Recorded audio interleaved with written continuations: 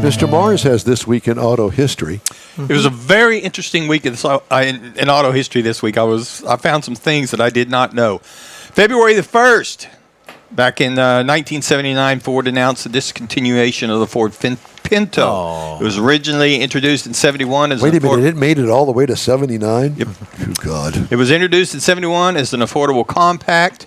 A 1978 recall attempted to address the safety issues on it, but it continued to decline in sales, and Ford finally phased it out in 1979. Well, remember the rear-end accidents? They used to blow up. I actually rear-ended one in a Monza.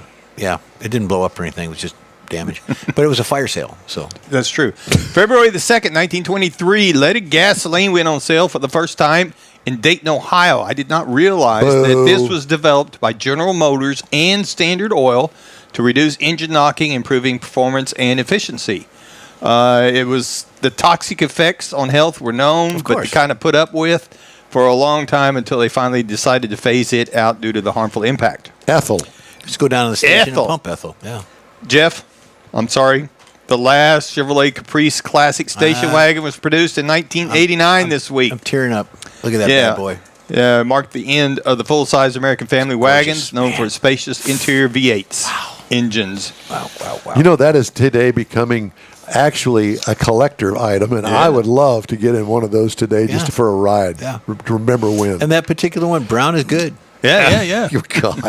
This week on February the 5th, 1952, the first don't walk pedestrian traffic signals were installed in New York City.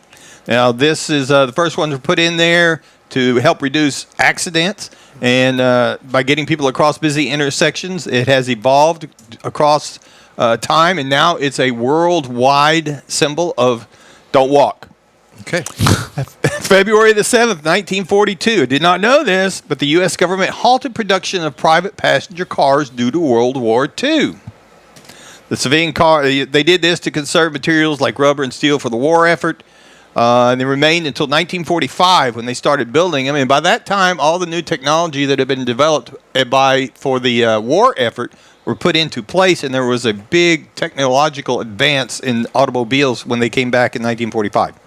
February the 8th, 1904, the first New York to Florida road trip was completed by automobile. This was done by the New York to Florida Automobile Club. That's covered scary. 1,100 miles on primitive roads, and it was done to show that you could take long trips in automobiles. In that. Oh, yeah. Yeah. Good Tub it out, baby. Paved the way for future road trips and set the stage for a future revival of wheelchair sales down south. That's this week in automobile history. I loved it. That was good. Thank you so much.